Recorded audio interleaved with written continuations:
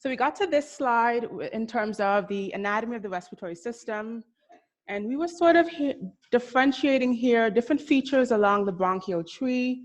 At this point, we had already distinguished between the upper airways and the respiratory tract.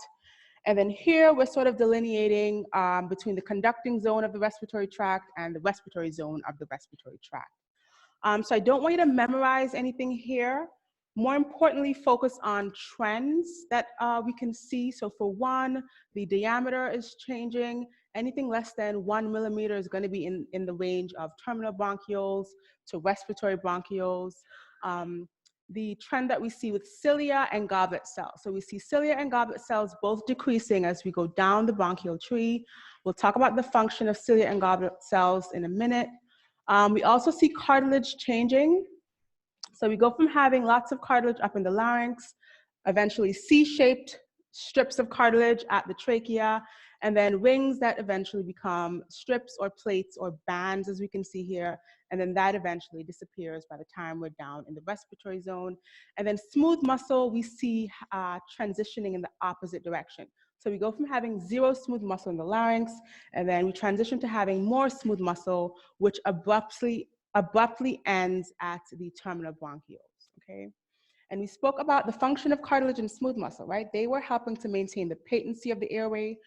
Cartilage was doing so in terms of the more proximal part of the bronchial tree, and then smooth muscle kind of took over that role of keeping the airways open towards the distal part of the bronchial tree. Okay, so let's sort of differentiate the structures here as we go down, and then we'll get into a little bit of function of each zone. So the conducting zone has the larynx. We said the larynx includes the glottis, basically the opening into the airway or the larynx. And then the epiglottis, which is this flap that protects or covers the opening there. The epiglottis being a structure we saw already in labs, right? Distal to that is the trachea. The trachea is about half the diameter of the larynx. So we sort of see that gradual change where the diameter here becomes a bit smaller. And then the trachea is going to be about 10 cm long. And here we see no longer the rings of cartilage, but at the level of the trachea, we only see that C-shaped strip of cartilage. Anyone remember why this becomes a C-shaped band of cartilage and it's no longer that ring of cartilage? The esophagus, right? So the esophagus is posterior to the trachea, and to allow it to be able to distend, we don't have cartilage at the posterior aspect of the trachea, okay? Other trends we can see here are cilia and goblet cells. These are really important in terms of protecting the airway, and then obviously that cartilage changes from rings to that C-shaped structure. Continue on the conducting zone, we have quite a bit of branching going on. So the secondary bronchi, there are going to be 3 branches on the right because we have a bigger right lung with 3 lobes. We're going to have 2 branches on the left because we only have 2 lobes on the left. And then that eventually branches into about 20 to 30 tertiary bronchi. And then that gets even smaller to bronchioles. So less than 1 millimeter, we're in the range of bronchioles here. And then finally, we go to the last part of the conducting zone, which is terminal bronchioles. So this is the last area where we have zero respiratory exchange, right? Remember, the conducting zone is simply just dead air moving from the upper airways down to where we can begin having that gas exchange. And again, pointing out some of the trends we see here, the cartilage completely disappearing by the end of the terminal bronchioles, smooth muscle taking over here, and then cilia and goblet cells eventually disappearing as well. So let's get into some of the function here.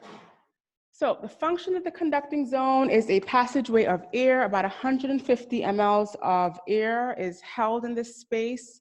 And while it's not actively participating in gas exchange, the conducting zone does have a few important functions. It's going to increase the temperature of that air that we breathe in to our core temperature. That's a really important part of homeostasis.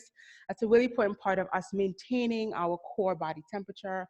Think about breathing in some of this cold, dry Minnesota air, and then your core temperature dropping because of that cold air. So we don't want that to happen, and we have to bring the air up to our body temperature. We also want to moisten and humidify that air as well. So there's a span of space from the upper airway down to that terminal branch of the conducting zone that allows for these functions, bringing the temperature of air up and then moistening and humidifying the air.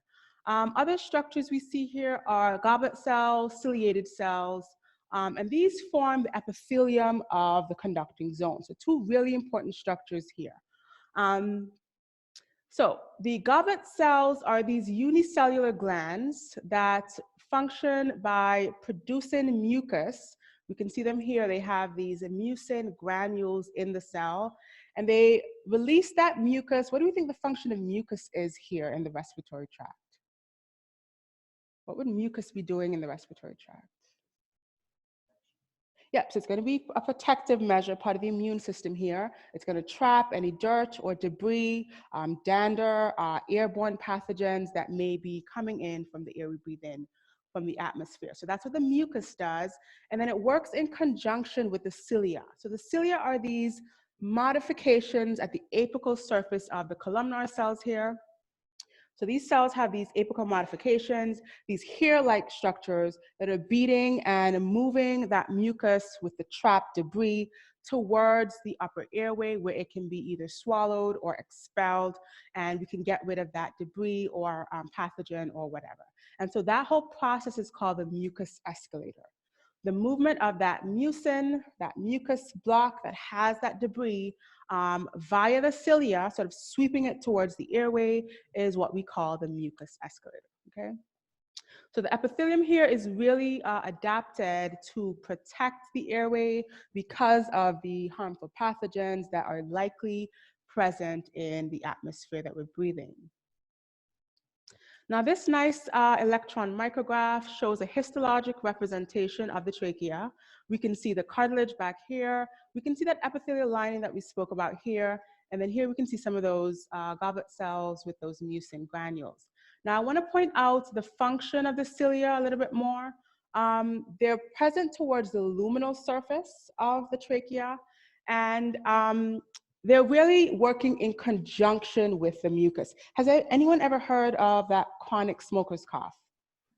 Yeah, so the chronic smoker's cough is actually brought about because of a paralysis of this structure. So when the cilia are no longer beating the way that they should, they sort of stand still, they're paralyzed in that way due to exposure of nicotine or tobacco. This is where we get the trapping of that mucus, and so there has to be this vigorous coughing to expel the mucus. So that is how we get that chronic cough when we have paralysis of the cilia, okay? All right, let's speak about the function of the respiratory zone here. So the respiratory zone is where we said the magic starts to happen. We see gas exchange at this level, and there are a few structures involved here: the respiratory bronchioles, the alveolar ducts, which are these connecting passageways, the alveoli themselves, and then the alveolar sacs, which are simply clusters of these alveoli. Now, I'll point out some other, or some trends that we see here. We kind of talked about these already, but I'll just sort of stress again. I'll just sort of stress again the fact that we have a really small diameter here.